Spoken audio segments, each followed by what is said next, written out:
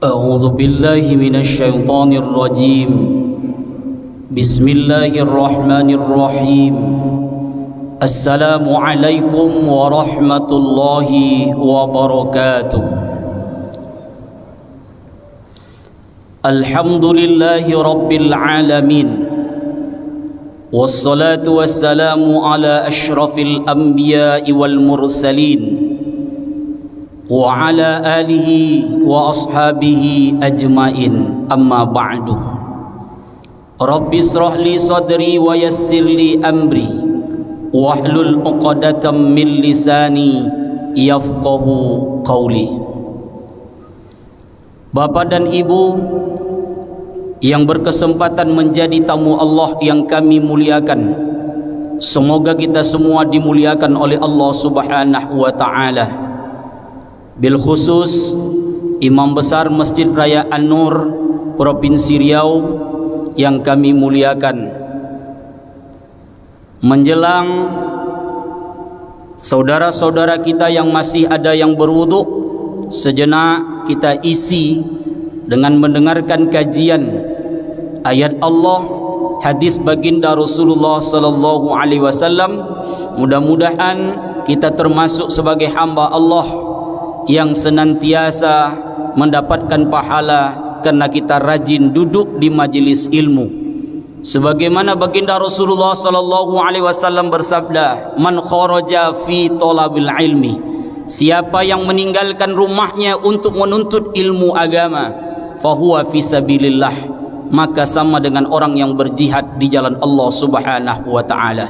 Mudah-mudahan itu menjadi pahala bagi kita bersama, karena kita meninggalkan rumah kita tadi untuk mengadakan solat berjamaah di masjid ini, namun sebelumnya kita dengarkan tausiah agama. Oleh karena itu, di kesempatan yang berbahagia ini, mari sama-sama kita selalu bersyukur atas nikmat Allah dengan selalu melafazkan kalimat Alhamdulillahi Rabbil Alamin. Kemudian bersolawat kita kepada baginda Rasulullah Muhammad sallallahu alaihi wasallam. Allahumma salli ala Muhammad wa ala ali Muhammad. Assalamu alayka ya Rasulullah. Kaum muslimin sidang jamaah salat zuhur rahimakumullah. Kajian kita zuhur ini kita angkat tema menciptakan keluarga yang sakinah, mawaddah, warahmah. Kalau kita melihat kepada baginda Rasulullah sallallahu alaihi wasallam, beliau manusia sebagai kepala keluarga yang berani berucap, yang sanggup berkata, baiti jannati, rumah tanggaku adalah surga bagiku. Tentu ungkapan ini kalaulah tidak menjadi sesuatu iktibar pelajaran bagi kita hari ini, tentulah rumah tangga kita takkan baik. Hanya orang-orang yang mampu berucap baiti jannati, tentulah rumah tangganya adalah rumah tangga yang baik. Karena ini yang dicontohkan oleh baginda Rasulullah sallallahu alaihi wasallam dalam rumah tangganya, sehingga dia mampu mengatakan baiti jannati, rumahku adalah surga bagiku. Kaum muslimin rahimakumullah yang berbahagia, kalau kita lihat tingkat perceraian dari tahun ke tahun di negara kita ini sudah semakin meningkat. Bahkan kalau kita tengok data Badan Statistik Provinsi Riau saja di tahun 2019, bahwa tingkat perceraian itu mencapai 8.238, sedangkan cerai talaknya berada di 2.104. Ini suami yang menceraikan istrinya. Namun yang menyedihkan kita adalah ternyata cerai gugat lebih banyak ketimbang cerai talak, 6.134. Padahal kalau kita tengok di dalam ajaran agama Islam, hak seseorang yang boleh menalak itu adalah laki-laki. Hak talak itu adanya pada laki-laki. Tapi dalam hukum bahawa perempuan bisa mengajukan gugatan cerai kepada istrinya. Namun yang anehnya, tingkat perceraian itu ternyata tertuju kepada cerai gugat. Istri minta cerai kepada suaminya. Ini sesuatu yang sangat luar biasa kalau kita mau merujuk kepada firman Allah Subhanahu wa taala dan hadis baginda Rasulullah sallallahu alaihi wasallam tentang pernikahan. Sedangkan kalau kita tengok dari data statistik untuk Pekanbaru, perceraian di Pekanbaru itu 1641 di tahun 2019. Untuk cerai talaknya 388. Sedangkan untuk cerai gugatnya 1253. Na'udzubillahi min zalik. Ini Pekanbaru, Pak. Data ini dikeluarkan oleh BPS tahun 2019. Kaum muslimin rahimakumullah yang berbahagia, apa persoalannya? Ada apa ini? Kenapa ini terjadi? Ini pertanyaan besar bagi kita bersama.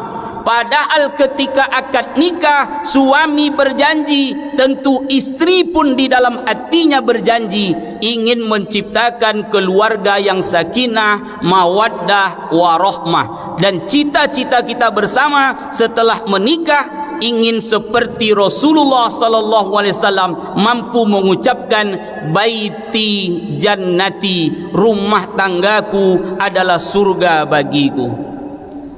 Ternyata kalau kita tengok rujukan dari surat Ar-Rum ayat 21 untuk menciptakan keluarga sakinah, mawaddah, warahmah itu ada 4 yang harus kita pahami. Yang pertama dimulai dari kata wa min ayatihi an khalaqalakum min anfusikum. Ini yang pertama yang harus kita pahami. Kita harus sadar bahwa di dalam rumah tangga kita itu ada ayat Allah yang diciptakan oleh Allah Subhanahu wa taala untuk kita. Kalau kita tengok terjemahan ayat ini, wa min ayatihi an khalaqalakum min anfusikum azwaja, dan di antara tanda-tanda kebesarannya, maksudnya di sini adalah Allah, dialah yang menciptakan pasang-pasanganmu dari jenismu sendiri. Maknanya apa? Istri, suami yang ada di rumah kita itu adalah ciri tanda-tanda kebesaran Allah Subhanahu wa taala. Maka bagi orang yang hari ini dia sadar ada Allah yang ciptakan tanda-tanda kebesaran di rumahnya, tentu dia akan mampu menciptakan keharmonisan dalam rumah tangganya. Selama ini kita tahu ayat itu ayat kursi. Selama ini kita tahu ayat di dalam surat Al-Fatihah. Selama ini kita tahu ayat-ayat dalam surah An-Naba dan surat-surat lainnya di dalam Al-Quran. Ternyata ada ayat Allah yang diciptakan oleh Allah sebagai pasangan kita. Inilah namanya suami istri. Jadi kalau sudah paham ada ayat Allah yang diciptakan untuk pasangan kita, seharusnya seorang istri tidak akan pernah melawan kepada suaminya selagi itu tidak menentang dengan urusan Allah Subhanahu wa taala. Solat, kata suami kepada istri, tidak solat dia berarti menentang aturan Allah Subhanahu wa taala. Puasa, kata suami, tidak mau istri berpuasa berarti menentang perintah Allah Subhanahu wa taala. Karena suami disebutkan oleh Allah dalam Al-Quran, ar-rijalu qawwamuna 'alan nisa, laki-laki itu pemimpin bagi perempuan. Di antara kepemimpinan itu adalah di dalam rumah tangganya. Karena suami akan diminta pertanggungjawaban oleh Allah. Ya ayyuhalladzina amanu, hai hamba-hambaku yang beriman, qu anfusakum wa ahlikum naro, jagalah dirimu, jagalah keluargamu dari siksaan api neraka. Maka suami yang baik, dia mengingatkan istrinya ketika Allah perintahkan kewajiban kepadanya. Solat wajib, puasa wajib, menutup aurat ada di dalam Al-Quran.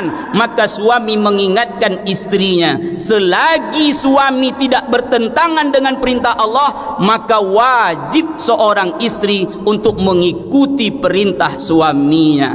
Maka kalaulah sadar suami istri hari ini suaminya diciptakan oleh Allah, dia tidak akan pernah melawan kepada suaminya. Sebaliknya demikian, seorang suami kalau sadar ada seorang ayat Allah yang diciptakan untuknya, maka tidak akan pernah terjadi KDRT dalam rumah tangga. Tidak ada terjadi pemukulan terhadap istri oleh suaminya. Tidak akan pernah terjadi caci maki suami kepada istrinya. Kenapa? Dia sadar Allah yang menciptakan istri baginya. Kalau dia lakukan itu, maka dia sudah menentang Allah Subhanahu wa ta'ala. Inilah perlu kita pahami. Wa min ayatihi. Kaum muslimin rahimakumullah yang berbahagia, maka sekali-sekali bapak dan ibu tengoklah pasangan kita tu waktu tidur. Kadang-kadang kita nengoknya waktu dia dalam keadaan sadar saja. Tengok dia waktu tidur, oh mantu iku ayat yang diciptakan Allah untuk saya. Tidurnya ada ilernya. Bini pun kayak gitu. Tengok suami kita, lelah dia pulang dari kantor, lelah dia pulang dari ceramah. Aku untuk ustad-ustad kok pak, tidur suami itu. Istri tengok pula, oh kayak gini ternyata ayat Allah yang diberikan untuk saya. Tidurnya ngorok kiranya.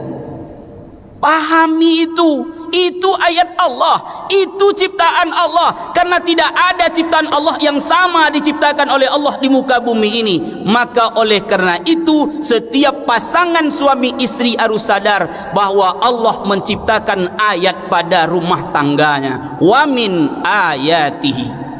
Yang kedua, kalau ingin rumah tangga baik, tengok lagi ayat yang berikutnya. Litaskunu ilaiha. Makna litaskunu, pendapat Imam Quraisy Shihab dalam kitabnya Al-Misbah menyebutkan berasal dari kata sakana, tentram, aman. Orang yang hari ini terikat dengan hubungan akad nikah untuk mencari ketentraman. Orang kalau sudah terjadi ijab dan qabul untuk menjalin ketenangan hidup, untuk mencari keamanan dalam rumah tangganya, untuk menciptakan dalam hubungan rumah tangganya itu adalah ketenangan jiwanya. Dulu sebelum menikah, oh risau, siapalah kira-kira calon saya nih? Kira-kira sebelah kanan rusuk saya ni untuk siapa lah besok? Karena perempuan itu diciptakan dari tulang rusuk. Adam diambil tulang rusuknya untuk menciptakan Siti Hawa. Maka sebagai seorang laki-laki risau, siapalah kira-kira tulang rusuk saya ni yang akan dipakai ini. Namun ketika menikah seharusnya litaskunu ilaiha, tentram, damai, tenang ketika dia sudah terjalin hubungan dalam pernikahan itu. Makanya kalau suami pulang dari kantor, istri berikanlah yang terbaik untuk suami. Apa contohnya? Bang, capek bang, abang mau makan dulu atau mandi dulu? Tenang suami itu insyaAllah. Ya bu. Oh bu, ibu-ibu situ nak nampak dah pak. Tenang, yakinlah kalau suami dilayani dengan baik, enak tak perasaan bapak? Oh enak. Ikon tak pulang dari kantor nak mandi, ma mana anduk, ambil surang bang. Ma makan ma, ambil surang. Kan bahaya tu kalau mantu ikon tak pulang-pulang abang le dah. tenang jiwa kita, tentram jiwa kita. Kenapa? Karena ada istri yang melayani suami dengan baik. Litaskunu ilaiha. Ketika suami ada masalah di kantor, suami turun jabatan, lalu suami gundah gulana, tak nyaman dia, pulang dia dari kantor, suram bentuknya. Jangan bertanya yang lain untuk istri. Apa salahnya bertanya baik-baik, bang, kenapa bang pulang-pulang cepat? Kok suram bentuk abang? Tadi dapatlah abang surat, abang tidak lagi menjabat sebagai kepala dinas. Tenang bang, itu amanah Allah. Semua kita yakin semua jabatan tu Allah yang kasih, dan Allah ambil lagi kepada orang yang dia kehendaki. Tenang jiwa suami. Ini ndak istri pulang suami mengadu, nauzubillah. Kenapa bang kok suram? Abang tak lagi menjabat kepala dinas dek. Matilah bang, anak awak SPP belum bayar le bang, alun listrik dibayar le bang. Oh tambah bangkit abang tu beko kalau untuk ikut cara ya lawak dia. Ini akibat litaskunu ilaiha. Tak memahami, tak tentram jiwa suami, tak tentram jiwa istri. Begitupun sebaliknya, litaskunu ilaiha, suami pun pandai menentramkan jiwa istri. Ketika istri kita bekerja, pulang dari kantor, pandai-pandai pula lah tengok kondisi. Kita sama-sama bekerja. Dek, ndak masak tadi dek? Ndak do bang, kayaknya capek bang dari kantor tadi, banyak sekali kerjaan. Ya udahlah, kita beli saja di rumah makan. Tenang jiwa, tentram, abadi. Ini yang dikatakan oleh Allah, litaskunu ilaiha. Yang ketiga, Allah jelaskan dalam Al-Quran, wa ja'ala bainakum mawaddatan wa rahmah. Mawaddah, cinta, warahmah, kasih sayang. Tapi kalau orang ditanya hari ini cinta itu apa? Macam-macam jawaban orang. Kalau anak-anak muda sekarang yang baru-baru mengenal perempuan, cinta itu artinya cindu aja tapai. Cinta, kalau kembali kita buka tafsir daripada Imam Quraisy Shihab, cinta itu artinya adalah kelebihan. Setiap manusia hari ini punya kelebihan dan dia punya kekurangan. Maka kalau hari ini kita sadar di rumah tangga kita itu ada ayat Allah, dia pasti punya kelebihan, dia pasti punya kekurangan. Makanya pahami pasangan masing-masing. Allah berfirman di dalam Al-Quran, ya ayyuhan nas, inna khalaqnakum min dzakari wa unsa wa ja'alnakum su'uban wa qabaila lita'arafu. Allah ciptakan kita ada berpasang-pasangan, baik laki-laki perempuan, ada yang bersuku, berbangsa, berwarna kulit yang lain. Untuk apa? Untuk saling kenal mengenal. Makanya mengenal istri, mengenal suami itu tak bisa setahun 2 tahun, bahkan 40 tahun pun dia menikah, belum tentu dia tahu isi hati suaminya, isi hati daripada istrinya 100%. Apa buktinya? Orang Minang sama orang Melayu takkan sama adat kebiasaan. Orang Minang dengan orang Jawa tak sama adat kebiasaan. Kita harus paham itu. Istri Jawa, suami Minang. Istri asik nak masak yang manis terus saja. Iko kawan ko orang Minang. Dek, apa masak sekarang? Ayam kecap. Besok tanya balik, dek apa masak? Telur kecap. Kecap ke kecap, bilo lah balado ko dek. Tak paham berarti istrinya. Padahal orang Minang kalau tak pakai lado tak bisa dia. Maka cinta itu memahami kelebihan dan kekurangan. Orang yang hari ini paham kelebihan dan kekurangan dan memahami siapa suami dan siapa istrinya, baik sukunya, baik warna kulitnya, insya Allah tentram dan abadi rumah tangganya. Termasuk wa ja'ala bainakum mawaddatan wa rahmah. Rahmah itu menutupi kekurangan dari masing-masing pihak. Suami hari ini kita tak tahu dulu. Dulu waktu mau baru berkenal kan cantiknya aja nampak, indahnya aja nampak. Diundang oleh mertua ke rumah, makanlah dek. Ndak do bang, masih kenyang. masih kenyang. Begitu sudah menikah, na'udzubillah, 3 piring makannya. Dulu sebelum menikah kan tak tahu kalau laki-laki itu setiap pagi ternyata buang anginnya tak tanggung loh. Begitu sudah menikah satu kamar baru nampak, oh main perang-perangan gitu ya. Ternyata abangku pengentut kira. Ini maaf. Itulah kelebihan suami kita. Ambil kelebihannya, jangan jadikan kekurangan. Kenapa? Kadang-kadang di pengadilan agama ini jadi alasan kenapa orang bercerai. Saya tidak tahu pak, ternyata suami saya ini pengentut. Masa itu alasan?